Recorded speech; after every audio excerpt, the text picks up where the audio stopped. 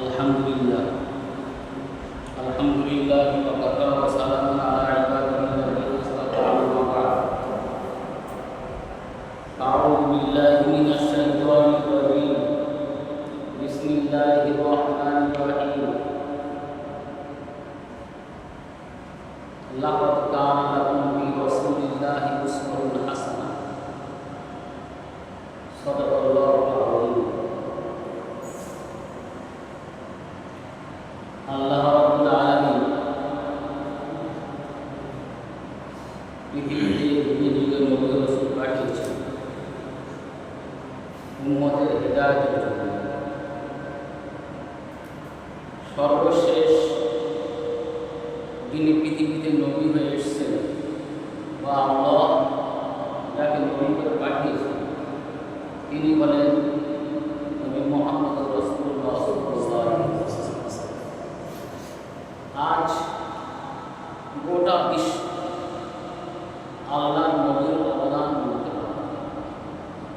সবাই অকপটে স্বীকার করছে মুহাম্মদ সাল্লাল্লাহু আলাইহি ওয়াসাল্লাম বলেন শ্রেষ্ঠ নাম পৃথিবীতে যে 100 জন মহামনীষীর নাম লেখা হয়েছে তার মধ্যে সর্বপ্রথম নবী মুহাম্মদ সাল্লাল্লাহু আলাইহি ওয়াসাল্লামের নামটা উল্লেখ করা হয়েছে। বোঝা গেল পৃথিবীতে যত নবী ও রাসূল ছিলেন, যত মানুষ সবচেয়ে প্রমাণ হলেন নবী মুহাম্মদ সাল্লাল্লাহু আলাইহি ওয়াসাল্লাম। কিন্তু হঠাৎ আমাদের এই ভারতবর্ষে আই লাভ মুহাম্মদ, আমি মুহাম্মদকে ভালোবাসি, এই পোস্টার কেন্দ্র করে বিশাল ধুমধুমার কাণ্ড ঘটেছে। কানপুর শহরের কোন এক জায়গায় কোন মুসলমান একটা পোস্টার টাঙিয়ে দিয়েছে আই লাভ মুহাম্মদ।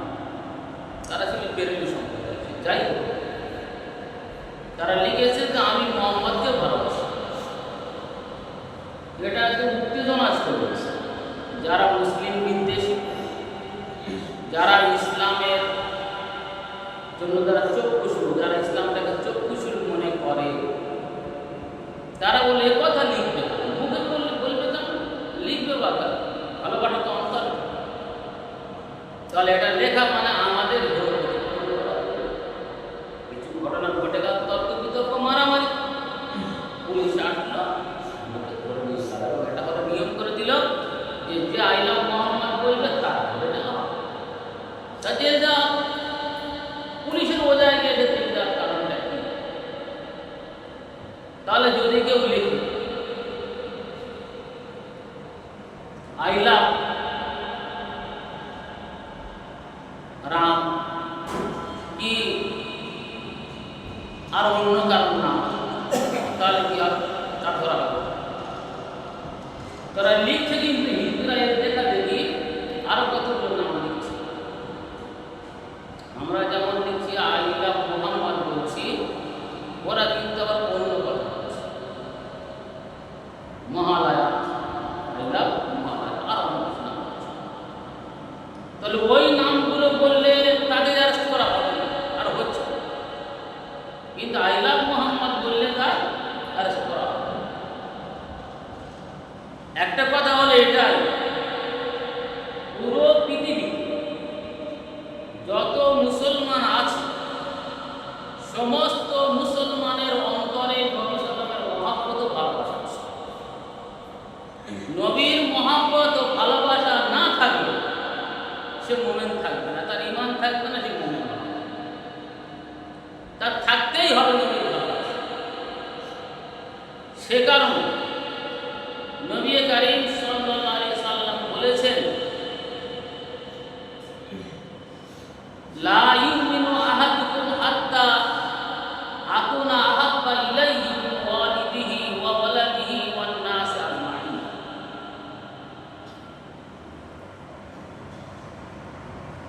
নবী বললেন, ততক্ষণ পর্যন্ত তোমাদের মধ্যে কেউ বা তোমরাই পরিপূর্ণ মুমিন হবে না যতক্ষণ তোমাদের মাল, তোমাদের ধন সম্পদ, তোমাদের সন্তান সন্ততি, টাকা পয়সা, বাপ মা সবার চেয়ে অধিক না প্রিয়। এক কথা বোঝা গেল নবী সাল্লাল্লাহু আলাইহি সাল্লাম একেবারে সবার থেকে সব থেকে প্রিয় সকল। এক কথা বোঝা গেল নবী মুহাম্মদ সাল্লাল্লাহু আলাইহি সাল্লামকে যদি আন্তরিকতার সঙ্গে অন্তর অন্তঃস্থলে ভালো না বাসে সে মুমিন হতে পারবে না। সে মুমিন। আমাদের এটা করা দরকার। আমরা আই লাভ মুহাম্মদ বলবো, আমি মুহাম্মদকে ভালোবাসি বলবো, তাদের জেল হয় হবে, তাদের কিছু সংগঠিত হয় হবে, দ্বন্দ্ব হয় হবে, তার জন্য বিন্দুমাত্র ভুল করা যাবে না, ভয় করা যাবে না। যদি কোনো মোমেন্ট মনে করে বাবা দরকার নেই, আমি কেন বলবো, দরকার ইমান, সেই ইমানের বলে বলি আর নয়।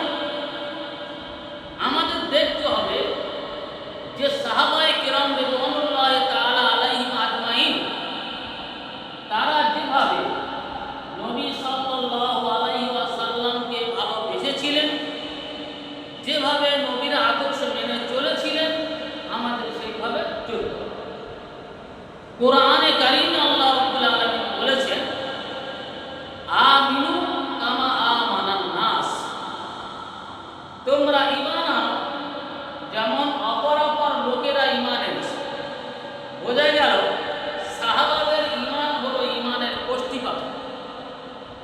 সাহাবাদের ঈমানের কষ্টিপাথরে অন্যান্য লোকেদের ঈমান যাচাই করা হয়। যদি ওই কষ্টিপাথরে সোনা করে প্রমাণ হয় তো সোনা, যদি খাদ আছে বলে খাদ আছে, যদি বলে সোনা নেই তো সোনা নেই। তার মানে সাহাবাদের ঈমান যে বলে না, তাদের ঈমানের উপরে যাচাই করা হয়। অনুরূপভাবে সাহাবায়ে কেরাম যেভাবে নবী আলাইহিস সালাতু ওয়াস সালামের ভালোবেসেছিলেন, মহব্বত করেছিলেন, আমাদের সেই রকমই ভালোবাসতে হবে। যার মধ্যে সততা, পঞ্চকতা, প্রতারণা ইত্যাদি থাকবে, সেই ঈমান ঈমান নয়। মুখে এক হবে, কাজে আলাদা হবে, ঈমান ঈমান নয়, কিন্তু ধোঁকাবাজি। আজ যদি আমরা লক্ষ্য করি সাহাবায়ে কেরাম রাদিয়াল্লাহু আলাইহিম আজমাইন নবীকে কতটুকু ভালোবাসতেন, জীবন অপেক্ষা আরো বেশি ভালোবাসতেন, জীবন অপেক্ষা আরো বেশি ভালোবাসতেন। হযরত আবু বকর সিদ্দিক রাদিয়াল্লাহু তাআলা আনহু, তিনি বড় লোকদের মধ্যে প্রথম ঈমান এনেছিলেন, মানে যারা বয়স্ক। মেয়েদের মধ্যে ঈমান এনেছিলেন হযরত খাদিজা রাদিয়াল্লাহু আনহা। ছেলেদের মধ্যে ঈমান এনেছিলেন হযরত আলী কাররামাল্লাহু ওয়াজহাহু। আর বিধবাদের মধ্যে ঈমান এনেছিলেন হযরত যায়েদ ইবনে হারিসা রাদিয়াল্লাহু আনহু। তো আবু বকর সিদ্দিক রাদিয়াল্লাহু তাআলা আনহু যখন আল্লাহর নবীর সঙ্গে হিজরতে বের হলেন, চলে আসছেন মক্কা ভূমি ত্যাগ করে, আল্লাহ নবী যখন সাথী করে নিয়ে গড় সাউফ একটা পাহাড় আছে, সেই পাহাড়ের কাছে নিয়ে গেলেন। আবু বকর সিদ্দিক বলছেন, ইয়া রাসূলুল্লাহ, আপনি আমার কাঁধে চলুন। কেন?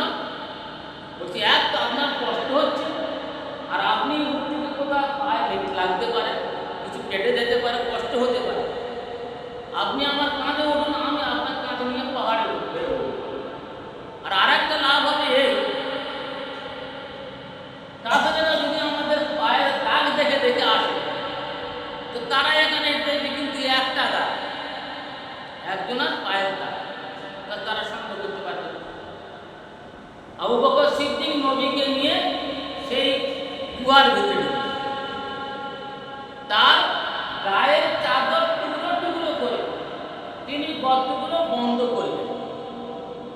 আল্লাহ নবী বললেন, আবু বকর, তোমার গায়ের চাদর। আবু বকর রাদিয়াল্লাহু তাআলা আনহু বললেন, ইয়া রাসূলুল্লাহ, আমার চাদরটা কেটে কেটে নিয়ে এই গর্তগুলো বন্ধ করে দিয়েছে। কত মহব্বত ছিল নবীর সঙ্গে। আল্লাহ নবী দোয়া করে